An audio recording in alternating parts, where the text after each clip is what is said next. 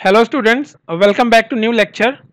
It is lecture number 25 and we are doing the same thing. We are discussing a JEE problem based on Coulomb's force in this lecture.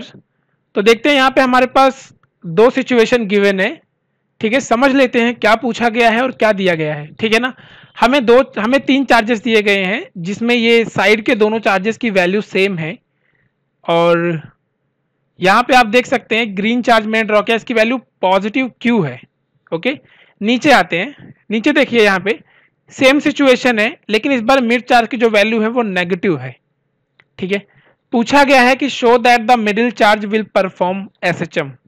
Okay, पूछा गया है कि जो middle charge है वो SHM perform करेगा कि नहीं करेगा, हमको चेक करके बताना है। क्लियर। फर्स्ट कंडीशन को पहले सॉल्व करते हैं जब प्लस क्यू चार्ज है। अच्छा, मूवमेंट भी दिया है आपको, यहाँ पे आपको एक मिनट, जस्ट अ मिनट, थोड़ा ज़्यादा ही हो गया ये। हाँ okay, wait wait wait wait 2, yes. यहाँ पे क्या है, यहाँ पे आपको गिवन है, देखिए सिचुएशन समझ में आ गई, सिचुएशन जो भी मैंने ड्रॉ किया यहाँ पे, ठीक है ना। देखिए कंडीशन दोनों में डिफरेंट डिफरेंट है। एक तो पॉजिटिव चार्ज है, ऊपर से इसको स्लाइटली डिस्प्लेस किया गया है। सपोज दैट इसको यहाँ तक डिस्प्लेस किया गया, यहाँ तक इसको इस तरह से स्लाइटली डिस्प्लेस किया गया है। कितना डिस्प्लेस किया गया है, मान लेते हैं कि इसको एक्स डिस्प्लेस किया गया है, ठीक है ना। आप लेफ्ट करो या राइट करो कोई फर्क नहीं पड़ता। मान लिया कि इसको स्लाइटली एक्स डायरेक्शन में जो है वो डिस्प्लेस किया गया है। ओके, यहां तक मान लिया इसको डिस्प्लेस किया गया है। इसको ढंग से ड्रॉ कर लेते हैं, थोड़ा अच्छा लगे देखने में। ऐसा डिस्प्लेस किया गया, कितना डिस्प्लेस किया गया है, एक्स, ठीक है ना। इसको एक्स तक डिस्प्लेस किया गया। अब ये जो चार्ज है ग्रीन वाला, वो चार्ज यहां पे है, क्लियर है ना। तो अगर वो चार्ज यहाँ पे है, ग्रीन वाला चार्ज जो है वो यहाँ पे है, सपोज दैट ये है वो new charge position, clear, x distance पे। तो अब यहाँ पे कितना फोर्स लगेगा, मुझे एसएचएम की कंडीशन बतानी है। मैं आपको पहले ही बता देता हूँ एसएचएम की कंडीशन क्या होती है। 11th में जो बच्चे पढ़ रहे हैं उनको, वो लोगों ने अभी पढ़ा होगा, जो आगे चले गए होंगे एसएचएम चैप्टर तक, और जो 12th के हैं वो तो पढ़ ही चुके हैं। एसएचएम की जो कंडीशन होती है वो होती है एक्सेलरेशन। कंडीशन क्या होती है, acceleration is equal to negative of omega square into displacement. वो जो डिस्प्लेसमेंट लेता है ऑब्जेक्ट, वो डिस्प्लेसमेंट की बात की जा रही है, जितना उसे डिस्प्लेस किया गया है, ठीक है ना। ये होती है कंडीशन ऑफ एसएचएम। अगर हमारा क्वेश्चन इस कंडीशन को जो है सेटिस्फाई करता है तो डेफिनेटली ये जो मिड वाला चार्ज है वो एसएचएम परफॉर्म करेगा। सिमिलर वे में हम यहाँ भी देखेंगे कि ये इस कंडीशन को सेटिस्फाई करता है या नहीं करता है। ओके, ये मतलब एक्सेलरेशन है, ओमेगा क्या है, ये एंगुलर फ्रीक्वेंसी है, ठीक है। और एंगुलर वेलोसिटी नहीं कहेंगे इसे, एंगुलर फ्रीक्वेंसी कहेंगे। यहाँ पे एसएचएम में हम एंगुलर फ्रीक्वेंसी वर्ड यूज करते हैं और रोटेशनल में एंगुलर वेलोसिटी वर्ड यूज करते हैं। एक्स क्या है हमारा, एज यूजुअल डिस्प्लेसमेंट। ओके, मैं यहाँ पे लिख देता हूँ ओमेगा। ओमेगा क्या है हमारे पास, एंगुलर फ्रीक्वेंसी, ठीक है ना, एंगुलर फ्रीक्वेंसी। तो हम इसे याद रखेंगे, इट इज एंगुलर फ्रीक्वेंसी। और ए तो आपको मालूम ही है क्या है, ए हमारे पास एक्सिलरेशन है, ठीक है ना, एक्सिलरेशन। तो चलिए देखते हैं कि हमारा क्वेश्चन इस कंडीशन को सेटिस्फाई करता है या नहीं करता है। ओके, तो यहाँ पे अब जो फोर्स लगेगा, देखिए मैं अगर फोर्स का वेक्टर यहाँ पे ड्रॉ करता हूँ, इस पॉइंट पे मैं फोर्स का वेक्टर ड्रॉ करता हूँ, तो मुझे क्या क्या फोर्सेस मिलेंगे। देखिए ये इसे रिपल करेगा और ये भी इसे रिपल करेगा क्योंकि पॉजिटिव चार्ज है, क्लियर है ना। तो ये इसे रिपल करेगा इस डायरेक्शन में, ज्यादा क्लोज है दोनों, तो इसका जो फोर्स वेक्टर होगा वो स्ट्रांग होगा, ठीक है ना। इसका जो फोर्स वेक्टर होगा वो थोड़ा लार्ज होगा, इसको मैं थोड़ा लार्ज बना देता हूँ इस तरह से, ठीक है ना। ये इधर लगेगा फोर्स। ओके, इसे मैं, अच्छा अगर नाम दे दें तो अच्छा रहेगा ना, ए, और इसे हम लोग बी चार्ज दे दें, इसे भी हम लोग ए बोल दें और इसे हम लोग बी पोजीशन बोल दें, ठीक है ना। तो मैं इसे एफ ए बोलूंगा क्योंकि ए की वजह से ये फोर्स लग रहा है, ठीक है ना। यहाँ वेक्टर भी ड्रॉ कर देते हैं हम लोग। अच्छा, बी की वजह से जो फोर्स लगेगा, क्योंकि बी अभी इधर से दूर है थोड़ा, याद रहे बी जो है वो थोड़ा दूर है, तो अगर बी से दूर है तो इसका फोर्स जो है थोड़ा वीक होगा, तो मैं इसको थोड़ा वीक फोर्स ड्रॉ करूंगा। वीक मतलब इसका वेक्टर थोड़ा स्मॉल ड्रॉ करूंगा, तो ये हो जाएगा हमारे पास फोर्स ड्यू टू बी, ठीक है ना। बहुत सिमिलर मैकेनिक्स है ये, हम ऐसे यूज करते हैं जब मैकेनिक्स की प्रॉब्लम सॉल्व करते हैं। तो आपको मालूम है कि इसका जो रिजल्टेंट वेक्टर होगा, ठीक है ना, इसका जो भी रिजल्टेंट वेक्टर होगा वो किस डायरेक्शन में होगा, ऑब्वियस ही बात है, बिगर साइड में होगा रिजल्टेंट, नेट फोर्स जो होगा वो बिग साइड में होगा, तो ये जो फोर्स होगा वो इस डायरेक्शन में, ये क्या होगा, ये होगा अपने पास एफ नेट, ये होगा एफ नेट, जिसकी वैल्यू कितनी होगी, जिसकी वैल्यू हो जाएगी बिगर फोर्स माइनस जो है, मैं सीधा मैग्नीट्यूड लिख रहा हूं, वेक्टर नहीं लिख रहा, lower force F A minus F B, इस तरह से ये फोर्स होगा। अगर मैं ये वैल्यू कैलकुलेट कर लेता हूं तो बात बन जाएगी, ठीक है ना। हमारा फोकस इस नेट फोर्स पे होना चाहिए। ऑब्वियस ही बात है, एक पार्टिकल पे दोनों फोर्सेस लग रहे हैं, तो नेट फोर्स की वजह से देखना है हमें कि ये एसएचएम परफॉर्म करेगा कि नहीं। देखिए अगर नॉर्मली अगर मैं देखूं तो नेट फोर्स इधर है, ये पार्टिकल जो आपने एक्स डिस्प्लेस किया ये वापस चला जाएगा, वापस जाएगा तो इनर्शिया की वजह से फिर से आगे बढ़ जाएगा, यहां पे आ जाएगा, फिर ये इस पे स्ट्रॉन्गर फोर्स लगाएगा और इस पे वीकर फोर्स लगाएगा, फिर नेट फोर्स इस तरफ आएगा, इस तरह से एसएचएम परफॉर्म करेगा, ठीक है ना। ये एनालिसिस करके बता रहा हूं कि हाँ भाई ये एसएचएम परफॉर्म करेगा, ठीक है ना। तो कोई बात नहीं, देख लेते हैं इसमें हम लोग मैथमेटिकली ये पॉसिबल है कि नहीं, मैथमेटिक्स हमें क्या आंसर देती है, ठीक है ना। बहुत बढ़िया क्वेश्चन है ये, ठीक है ना, आपको बहुत मजा आएगा ऐसा क्वेश्चन करके। तो चलिए शुरू करते हैं हम मैथमेटिक्स, क्योंकि भाई एनालिसिस पे कम भरोसा है, मैथमेटिक्स पे ज्यादा भरोसा है मुझको। तो चलिए शुरू करते हैं, एफ नेट की वैल्यू लिखना शुरू करते हैं। तो एफ नेट क्या होगा, डिस्टेंसेस थोड़ा ध्यान से देखना आप लोग, ठीक है ना। तो एफ नेट हो जाएगा वही F A minus F B. तो एफ ए क्या होगा, एफ ए क्या है, ये वाला फोर्स है, ये वाला फोर्स मतलब ए और दिस ग्रीन चार्ज, मतलब इन दोनों के बीच का फोर्स है ये, ठीक है ना। ऐसा मत समझ लेना इस तरफ लगा है तो इसका फोर्स है, नहीं, ये रिपल कर रहा है, एफ ए जो है वो इसकी वजह से लग रहा है। तो हम लिख देंगे के Q1 Q2 मतलब capital Q into small q और divided by R square. R क्या है दोनों के बीच में, देखिए दोनों के बीच में आर डी नहीं है, अब ये आपने एक्स डिस्प्लेस कर दिया यहाँ पे, क्लियर, अब ये यहाँ पे है। तो अगर मैं सिर्फ इस लोकेशन की बात करता हूँ, इस पर्टिकुलर डिस्टेंस की अगर मैं बात करूँ, तो ये अब डी नहीं रह गया है, अब ये डी माइनस एक्स बन गया है, ठीक है ना, न्यू लेंथ। और ये क्या है, देखिए जरा, ये लेंथ क्या है, ये लेंथ बन चुकी है कितनी, डी प्लस एक्स। अच्छा डी नहीं है, मैंने ए कंसिडर किया है, मैं डी क्यों लिख रहा हूँ यहाँ पे, जब मैंने खुद ही ए कंसिडर किया है तो मैं भी ए लिख लेता हूं, मतलब ए माइनस एक्स और ए प्लस एक्स, ये न्यू लेंथ आ चुकी है, न्यू पोजीशन पे लेंथ, ठीक है ना। तो कोई प्रॉब्लम नहीं है, हम लिखते हैं इसको आर स्क्वायर, आर है ए माइनस एक्स, इसका स्क्वायर माइनस, ठीक है ना। अब हम लोग डी वाला फोर्स लिखेंगे जो कि स्मॉलर फोर्स है, इसकी वैल्यू भी हो जाएगी के Q into q divided by, एक एक स्टेप को ध्यान से देखते रहना, ठीक है ना।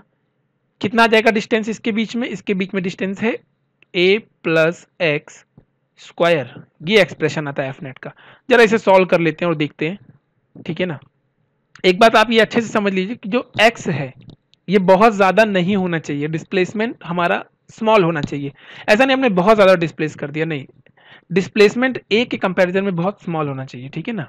हमारा जो डिस्प्लेसमेंट होता है x, ठीक है ना, ये a के कंपैरिजन में काफ़ी स्मॉल होना चाहिए, ठीक है। चलिए आगे बढ़ते हैं, जरा इसको सॉल्व करते हैं, आगे क्या मिलता है हमको। जैसे इसमें कुछ चीज़ें कॉमन है, के क्यू क्यू ये तो कॉमन है, तो हमने इसको कॉमन निकाल लिया। अंदर देखते हैं क्या बचता है, ठीक है ना, अंदर देखते हैं क्या बचता है। यहाँ बचता है 1 by A minus X square minus 1 by A plus X square. क्या हम इसे सॉल्व कर सकते हैं, इतना बेसिक मैथमेटिक्स तो हमको आता है, तो हम इसे सॉल्व तो कर ही सकते हैं। चलिए सॉल्व कर लेते हैं इसको, ठीक है ना। के क्यू इंटू क्यू, अंदर वाला क्वांटिटी सॉल्व कर रहा हूं, तो it is a plus X square minus of A minus X square divided by, देखिए अब यहाँ पे है पर्टिकुलर फंक्शन का स्क्वायर इंटू पर्टिकुलर फंक्शन का स्क्वायर, ठीक है ना, a माइनस एक्स का स्क्वायर और a प्लस एक्स का स्क्वायर। तो क्या मैं इसको एग्जैक्टली ऐसे लिख सकता हूं, a minus x a plus x और इसके टोटल का होल स्क्वायर, ऐसा भी तो लिख सकता हूं मैं इसको, सही है ना। तो ठीक है आगे बढ़ते हैं और देखते हैं, इसे जरा सॉल्व करते हैं और हमें क्या मिलता है नेक्स्ट स्टेप में। इट इज के क्यू इंटू क्यू, यहाँ से हम नेक्स्ट स्टेप शुरू करते हैं। इसको ओपन कर लो जरा, तो ये ओपन करने पे कितना आएगा, देखो ये ओपन करने पे कितना आएगा, यह आ जाएगा अपने पास A square plus X square plus 2ax minus, अब ब्रैकेट भी ओपन करके लिख रहा हूं, A square minus X square plus 2ax, ये ऊपर बचता है, थोड़ा इसको और नीचे लेते हैं, ठीक है, कैलकुलेशन पे ध्यान देते हैं, डायग्राम तो हमें याद हो ही गया है। और देखिए जरा इसमें नीचे क्या बचता है, ये बचता है, देखिए a minus B A plus B, ये तो A square minus B square बन गया और इसका होल स्क्वायर, ठीक है। देखिए कुछ कैंसिल हो रहा है, हाँ भाई, ए स्क्वायर से ए स्क्वायर कैंसिल, एक्स स्क्वायर से x square cancel, 2ax 4ax बन गया।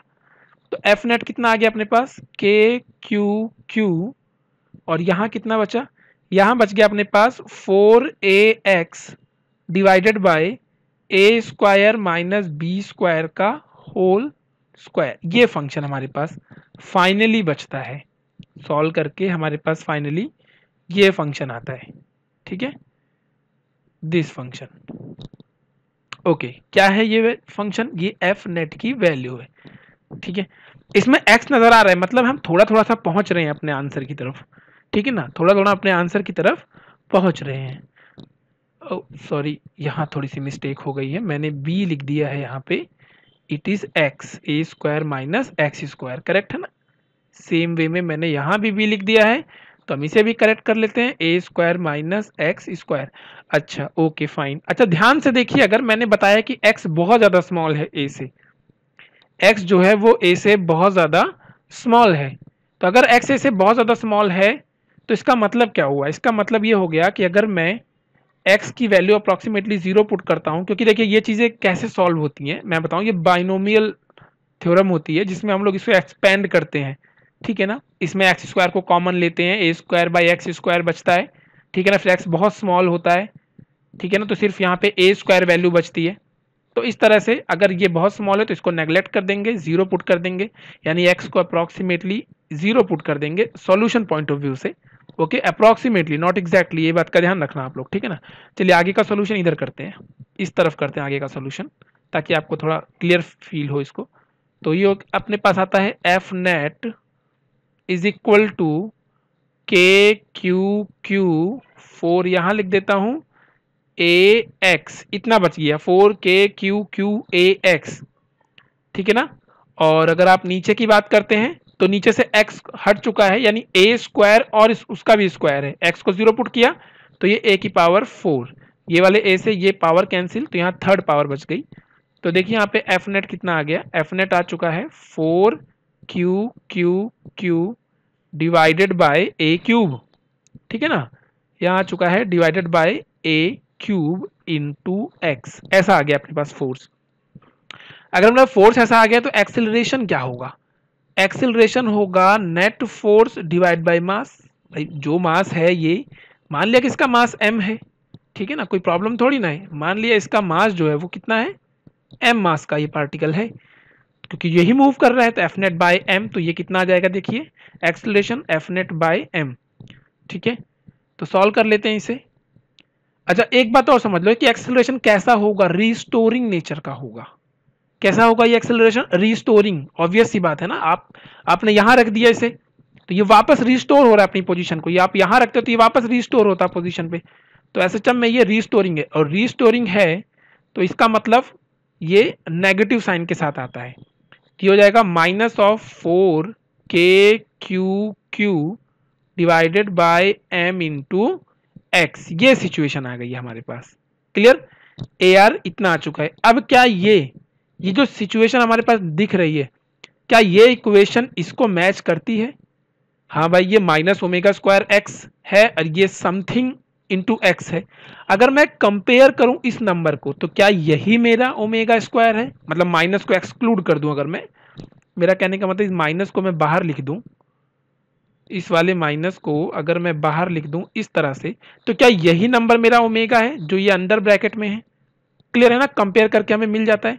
तो देखिए ओमेगा कितना आ चुका है, ओमेगा आ चुका है हमारे पास 4k/q/q divided by m, omega इतना आया। मैंने इसे किससे कंपेयर किया है, मैंने इसे a is equal to -ω²x के साथ कंपेयर किया है, ठीक है ना, कंपेयर, तब मुझे ये रिजल्ट मिला है, कंपेयर विद, इधर देखिए रिस्टोरिंग एक्सेलरेशन -ω²x के साथ, तो ओमेगा अपने पास आ चुका है, ठीक है ना।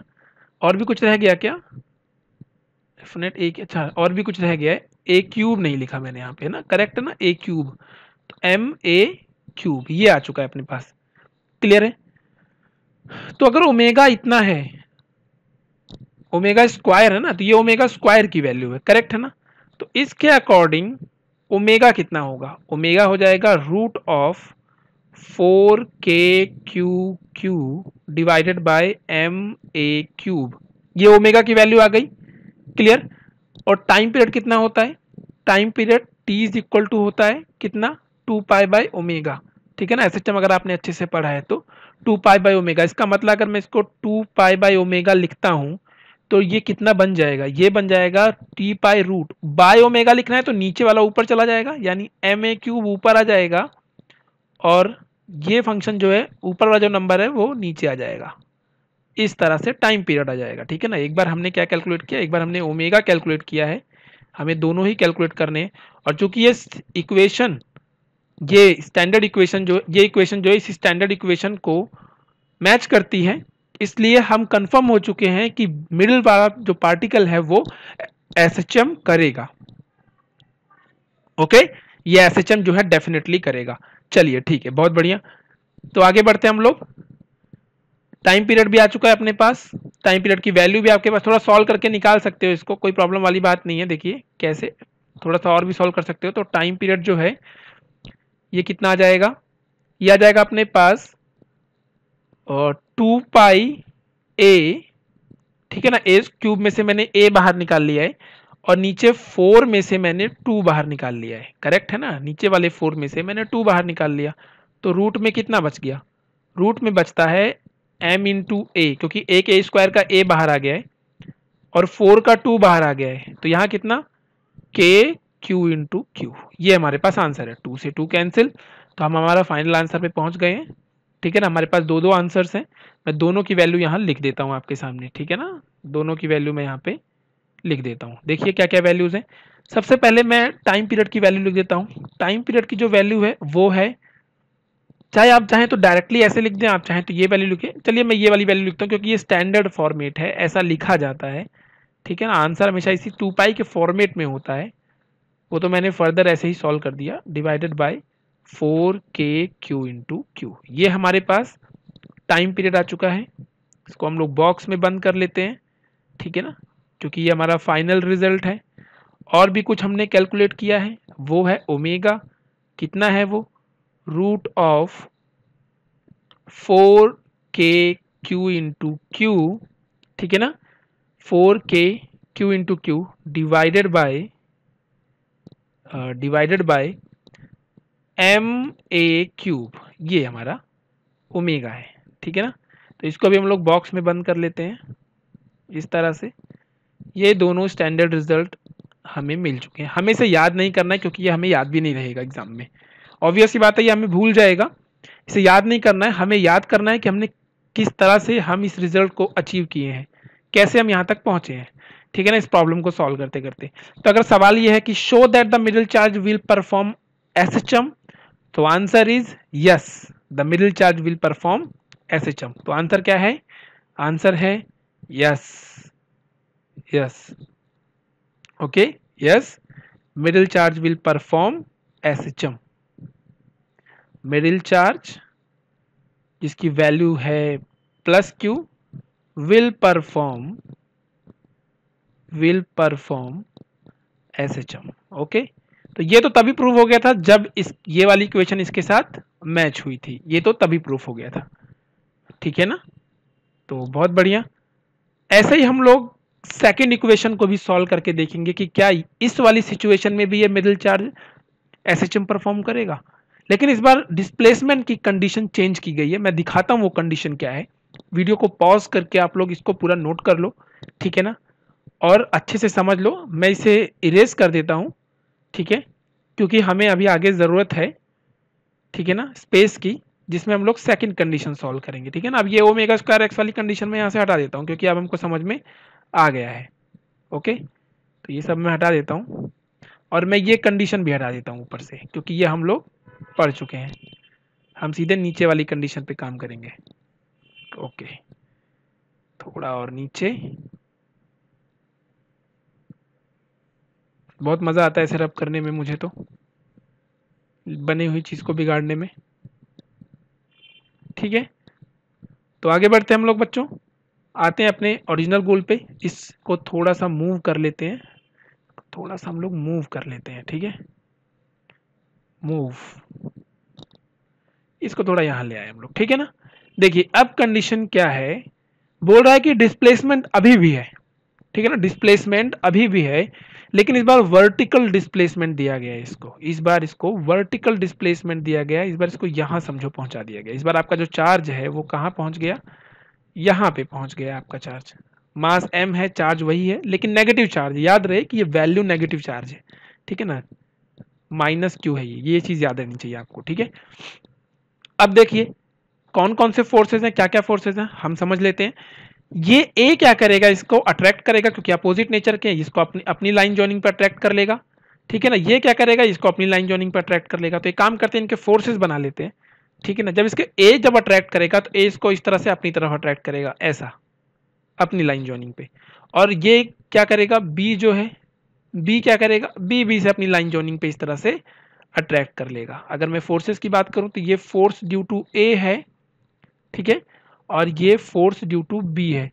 तो ये मतलब रिजल्टेंट कहां जाएगा, ये इस तरफ ये इस तरफ, तो इसका रिजल्टेंट कहां जाएगा, देख सकते हैं इसका रिजल्टेंट सीधा डाउन आ जाएगा। ठीक है ना, इसका रिजल्टेंट जो होगा वो सीधा डाउन आएगा यहाँ पे। ये इसका नेट फोर्स जो इसको वापस लेके आएगा। और ये बात समझ में, ये एफ नेट है जो इसको वापस लेके आएगा। ठीक है ना, अब इसमें कुछ एंगल वेंगल डिफाइन करके इसको सॉल्व कर सकते हैं, कोई प्रॉब्लम वाली बात नहीं है। ठीक है ना, देखिए अगर ये पॉजिटिव चार्ज होता, सपोज दैट कि ये नेगेटिव ना हो के पॉजिटिव होता, तो ये इसको रिपल करता इस तरफ और ये इसको रिपल करता इस तरफ, और इसका रिजल्टेंट ऊपर चला जाता और ये चार्ज कभी भी वापस नहीं आता, ये चार्ज निकल जाता, ये अनस्टेबल इक्विलिब्रियम बन जाता। आ रही है बात समझ में, तो यहाँ पे ये अनस्टेबल इक्विलिब्रियम हमें इसे नहीं बनाना है। ठीक है ना, तो देखते हैं ये वापस नीचे आएगा। अब देखना ये है कि ये एसएचएम परफॉर्म करेगा कि नहीं करेगा। देखिए ये नीचे आएगा इनर्शिया की वजह से, फिर से थोड़ा और नीचे चला जाएगा, फिर ये इसको अट्रैक्ट करेगा, ये इधर अट्रैक्ट करेगा, ये फिर वापस आ जाएगा। तो ये एसएचएम परफॉर्म करेगा, लेकिन मुझे मैथमेटिक्स पे ज्यादा भरोसा है, तो मैथमेटिक्स करके देखते हैं कि ये बात सही है या नहीं है। ओके, चलिए मान लेते हैं कि ये जो एंगल है, ये एंगल जो है वो थीटा है। ठीक है ना, ऐसे ये एंगल भी थीटा आएगा। तो इसके इस वाले फोर्स के दो कंपोनेंट होंगे, एक इस डायरेक्शन में, ठीक है ना, एक इस डायरेक्शन में होगा कंपोनेंट और दूसरा डाउनवर्ड डायरेक्शन में होगा, ऐसा। ऐसे ही एफ बी के भी दो कंपोनेंट, एक इस डायरेक्शन में दूसरा डाउनवर्ड डायरेक्शन में। आप देख सकते हैं मैंने दोनों कंपोनेंट बना दिए हैं। ठीक है ना, ये हो जाएगा कितना, ये हो जाएगा एफ ए साइन थीटा और ये हो जाएगा एफ बी साइन थीटा। ठीक है ना, जिसके साथ एंगल होता है वो कॉस होते हैं। और ये क्या होगा, ये वाला फोर्स ऑब्वियस सी बात है, ये होगा f a cos theta plus f b cos theta. ठीक है ना, स्पेस नहीं है, मैं लिख नहीं रहा हूं, लेकिन मैं आपको इतना बता सकता हूं कि जो डाउनवर्ड फोर्स है, ये जो ब्लैक कलर से मैंने डाउनवर्ड फोर्स बनाया है, ये एक्चुअल में f a cos theta plus f b cos theta होगा। ठीक है ना, ये बात हमको समझ में आ गई है। अगर आप ध्यान से देखेंगे ये डिस्टेंस कितना है, ये वाला, अच्छा इसे कितना डिस्प्लेस किया है वो हमने डिफाइन नहीं किया। हमने मान लिया है कि इसको वर्टिकली डिस्प्लेस किया है, तो काम करते हैं इसको वाई डिस्प्लेसमेंट दे देते हैं। कितना, वाई डिस्प्लेसमेंट दे देते हैं कि हमने इसको यहां से यहां तक वाई डिस्प्लेस किया है। ओके, तो आप देख सकते हैं कि ये जो डिस्टेंस है और ये डिस्टेंस है वो सेम है, और Q इंटू क्यू का मल्टीप्लीकेशन भी सेम है, कैपिटल Q स्मॉल q। इसका मतलब क्या है, इसका मतलब ये है कि जो मेरा एफ ए का मैग्नीट्यूड है वही एफ बी का भी मैग्नीट्यूड है। क्लियर, और मान लेता हूं कि इसको ये वैल्यू f है, तो ये डाउनवर्ड फोर्स है, वो डाउनवर्ड फोर्स क्या बन गया, ये बन गया अपने पास 2f cos थीटा।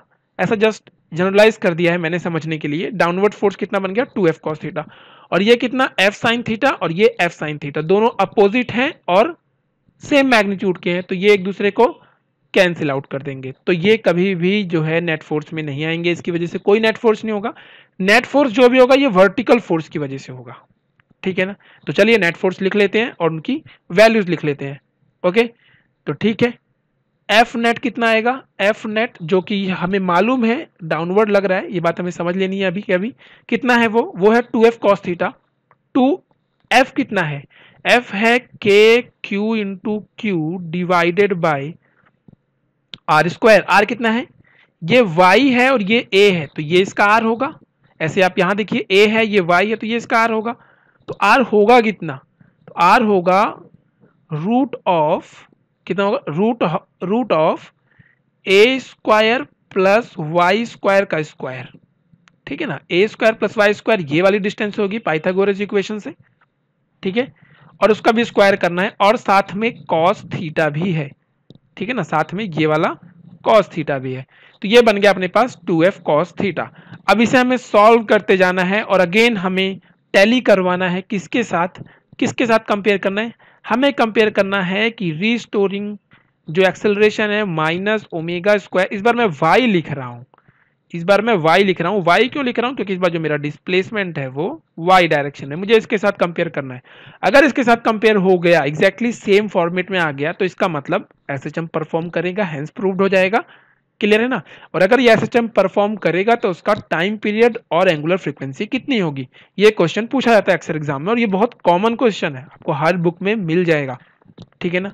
चलिए अभी भी एक बात का ध्यान रखना कि जो आपका डिस्प्लेसमेंट है, जो आपका y है, ये बहुत स्मॉल है a के कंपैरिजन, इस बात का आप ध्यान रखना, ठीक है ना। बहुत ज्यादा डिस्प्लेस नहीं कराना है हमको, स्लाइटली डिस्प्लेस कराना है, क्वेश्चन में मेंशन रहता है कि स्लाइटली डिस्प्लेस करवाना है।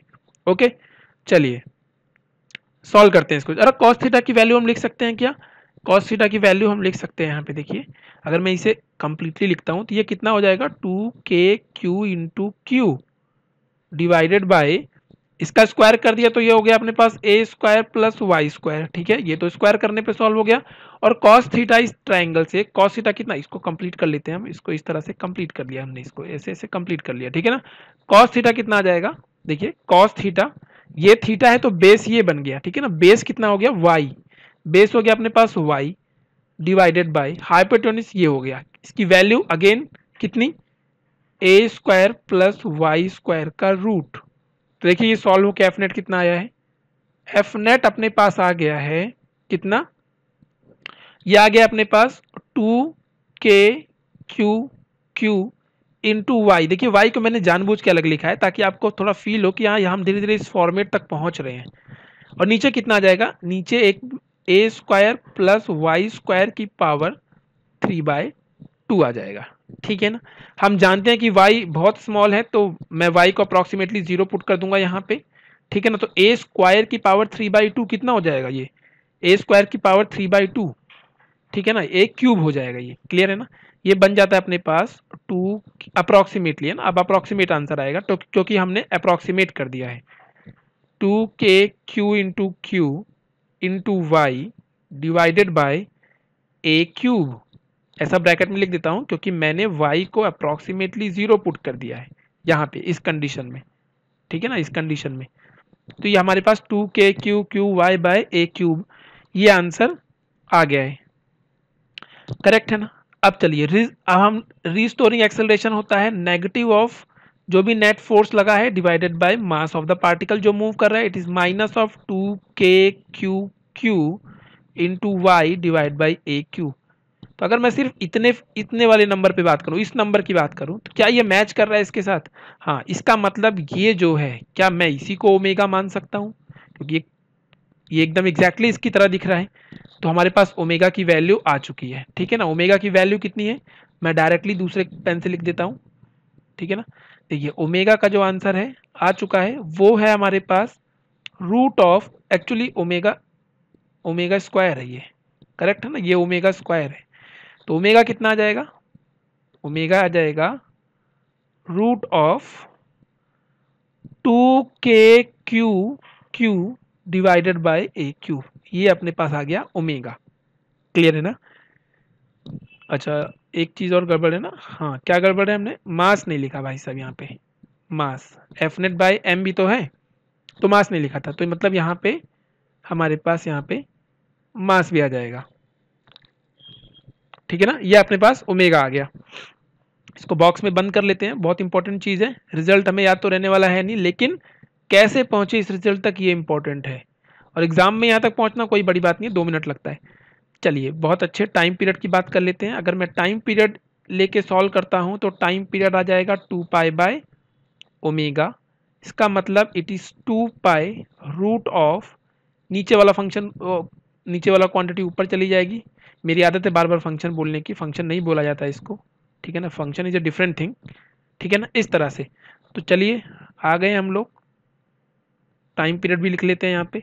तो time period 2 is equal to t is equal to 2 pi root of MA³ final answer पे आ गए हम लोग 2KQ इंटू क्यू, ठीक है ना। बहुत इजी था ये, जैसे हमने पहले सॉल्व किया था वैसे ही हमने अभी भी सॉल्व किया। देखिए क्या इसमें हमने किया है, हमने बस इसके रीस्टोरिंग फोर्स की डायरेक्शन को बहुत ज़्यादा ध्यान दिया है, ठीक है ना, और वैल्यू लिखते वक्त हमने मैथमेटिक्स पे बराबर ध्यान दिया है। क्लियर है ना। तो इस तरह से हमें ओमेगा और टाइम पीरियड मिल जाता है। क्लियर। एफ ए बराबर एफ बी होगा, ये भी हमने एनालिसिस करके देख लिया कि हाँ भाई ठीक है, ये डिस्टेंस सेम है, ये डिस्टेंस सेम है।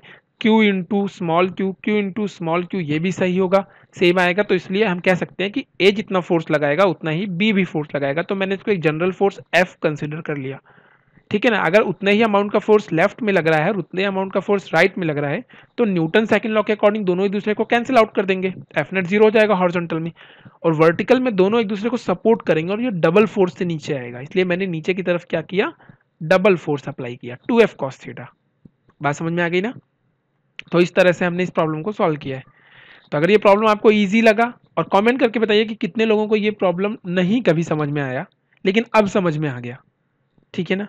और कितने लोगों को ये प्रॉब्लम पहले से आता था, इस टाइप की प्रॉब्लम उनको आसान लगती है, आप लोग कमेंट करके बताइए। जितने भी व्यूअर्स हैं जो भी मेरी वीडियोस देखते हैं वो बताइए कि आप लोगों को ये चीज़ आसान लगी।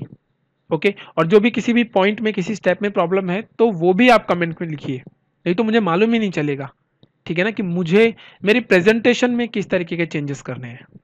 ठीक है बच्चों, तो लाइक कर दो इस वीडियो को और शेयर कर दो अपने दोस्तों में। नेक्स्ट वीडियो में मिलते हैं हम लोग, तब तक के लिए बाय एंड टेक केयर।